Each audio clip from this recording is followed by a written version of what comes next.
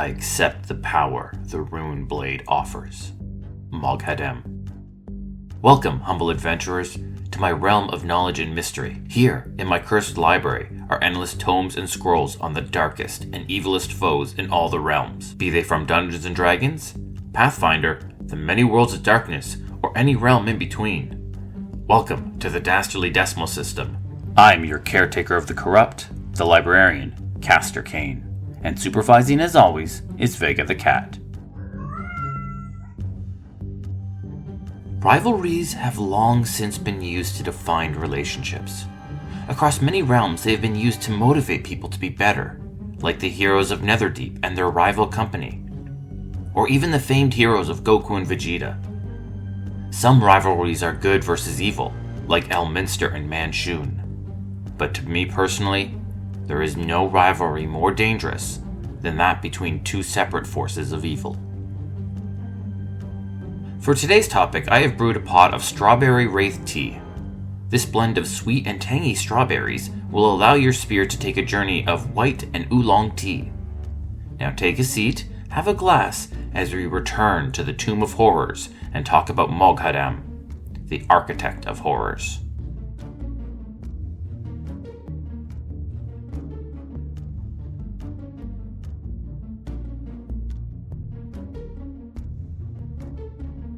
Moghadem started out as a human wizard, although some scrolls have labeled him an artificer. As a human, he was a pale man with alabaster skin normally reserved for a princess of legend. He had a pronounced nose and spiky hair colored brown and purple. His hair was decorated with strips of dyed leather, numerous beads, and some colorful ties. He wears more wristbands than a Twitch DM, including a spiked one on either hand. As an archwraith, Moghadem looks like a floating brown cloak, the edges of his cloth shooting outwards like viciously jagged blades. His face has become skeletal, with a sickly brown hue, and has a set of glowing eyes, each with a fell green in color. Its limbs are gaunt and frail, looking like the barest amount of skin pulled tight across the bones. Moghadem carries a magical sword known as the Rune Blade. This weapon can drain the lives of those it strikes, empowering and healing the wielder. Since being transformed into an archwraith, Runeblade now serves as Moghadem's phylactery.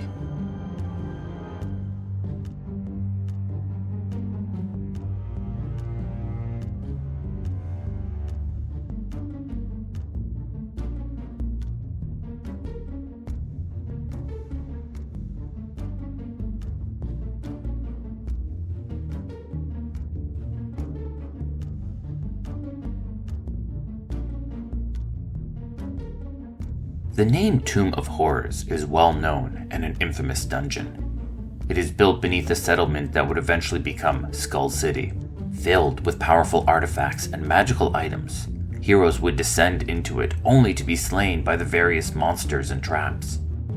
Acererak the Devourer would watch with sadistic glee as hero after hero perished in his dungeon. While the dungeon is known as his creation, Acererak was not the architect. That was Moghadem. Let's rewind.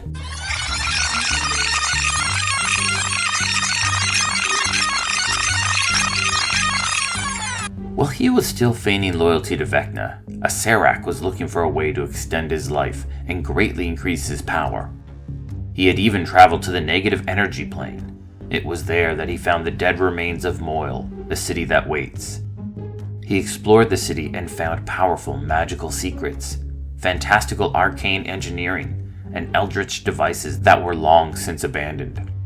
What he learned in Moyle was enough to set him on the path of lichdom, but such an act would require a vast amount of souls, more than he had access to. Worse still, once he achieved that state, he would need a constant supply to replenish his phylactery. This would be achieved with a dungeon and a legion of foolhardy adventurers. But to ensure their death, Acererak recruited an artificer named Moghadem.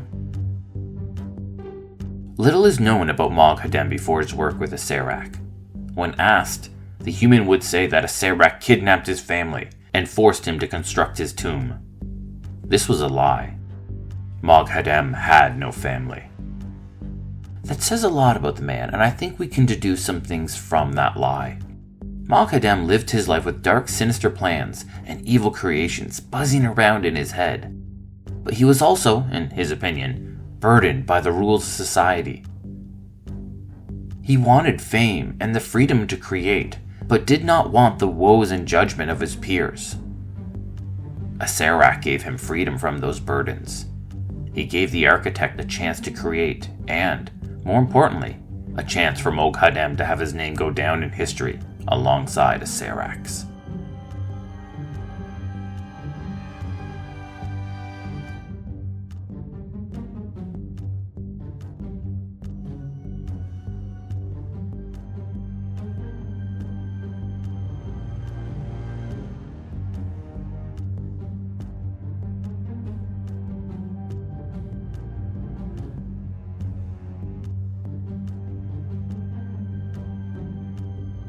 Moghadem had always craved interesting challenges for his immense intellect.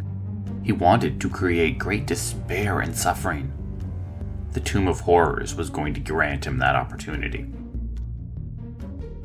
When Acererak began to explain his desired design, borrowing ideas from his past traps and dungeons, Moghadem began building blueprints. The first step was seeking out skilled artisans and offering them high wages to come work for them, even if that was a lie. These included tiefling muralists, dwarven stonecutters, and expert sculptors. Moghadem began construction by getting umber hulks to dig their way into dirt and stone, before bringing in the specialist to begin with the finer details. During the construction process, both Acererak and Moghadem used unique and creative ways to power their traps.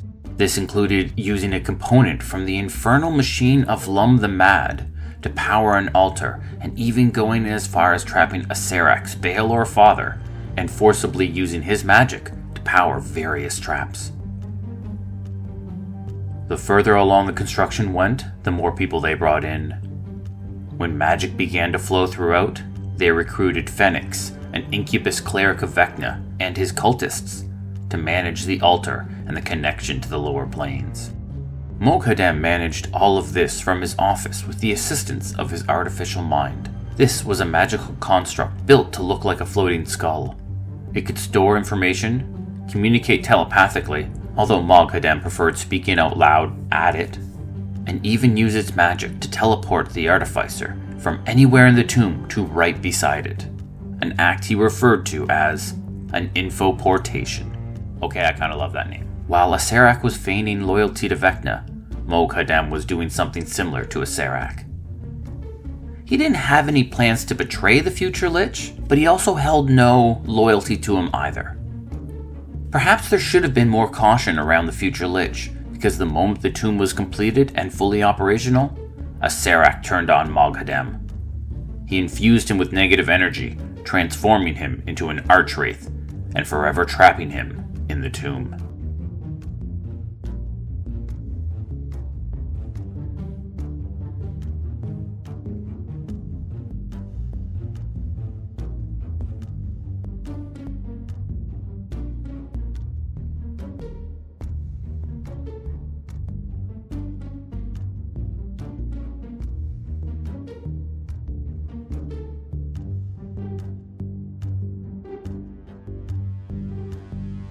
While Moghadem was constructing the Tomb of Horrors, a fellow architect was busy constructing a tomb of their own. Thessalar, the creator of various monsters like owlbears and mimics, was busy expanding the Temple of Moloch. Moghadem and Thessalar were rivals in every sense of the word. They were a pair of sadistically genius artificers, each desperate to test themselves intellectually and hedonistic enough to desire everlasting fame. The vanity of each was vast. Each loathed that the other was currently building a temple of their own, one that could challenge them for infamy. Like legendary warriors of lore, neither would allow the other to surpass them by any means necessary. For Moghadem, that meant underhanded tactics. He would lure away Thessalar's sculptors with false promises of vast salaries, and even send raids into the temple's operation. These included a gang of thieves and even a gemsmith. The thieves were a gang of were-rats led by Moghadem. They arrived under the pretense of delivering animal subjects for Thessalar's experiments, but were quickly captured. The gemsmith was a female genasi named Siodra. She was sent to the temple to steal two of its most famous gems, the Eyes of Moloch. She was intending to use them to build a phylactery for a Serac. Moghadem would even capture Thessalar's own apprentice, a thief named Nulzur, long before he was a famous mage, and used his blood as base materials for magic pigments. Moghadem was a conniver and a schemer. When heroes arrived at the tomb during construction, Moghadem began to manipulate them, trying to convince them to travel to Thessalar's worksite and free his thieves and gemsmith, or even facilitate a prison exchange, returning Nulzur and various sculptors back to Thessalar in exchange for his team. This was also a minor falsehood, as Moghadem's true hopes was that the heroes will do what heroes do and fight their way and slay their way through Thessalar's temple, crippling his operation.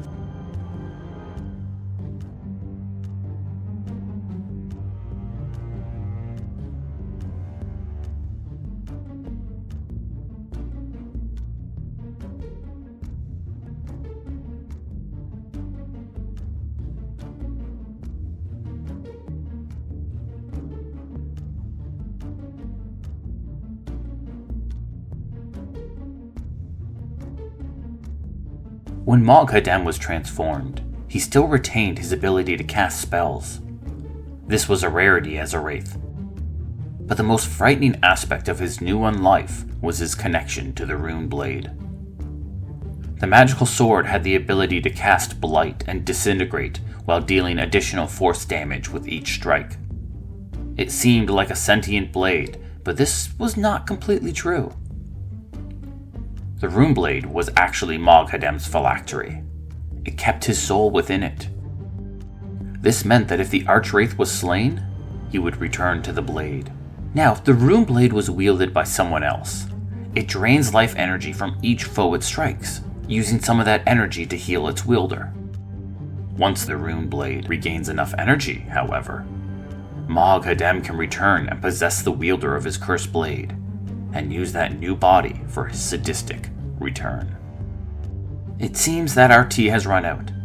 Join me again in my library for more stories and lore about the darkest villains from the darkest realms. This has been the Dastardly Decimal System, and once again, I'm your librarian, Castor Cain.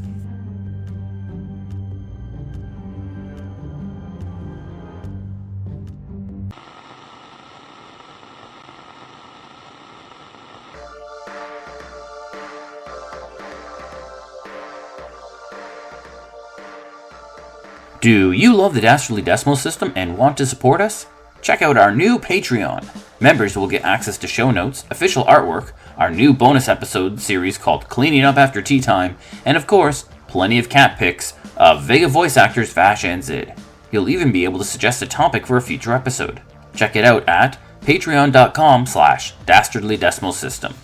If you are not financially able and still want to support us, suggest the show to a D&D loving friend. It really helps us get noticed. The Dastardly Decimal System can be found on Twitter, Instagram, Facebook, TikTok, and BlueSky at DD System Podcast. That's Delta Delta System Podcast. Drop us a message and say hi. Vega always loves the attention. This podcast was produced by Midnight Reading Audio, a division of Midnight Reading Publishing.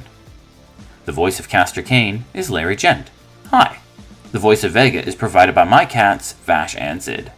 Music was Tomb Tensions by Timothy Kulik from Pixabay, licensed under the Creative Commons. Thank you, and have a wonderful, wonderful day.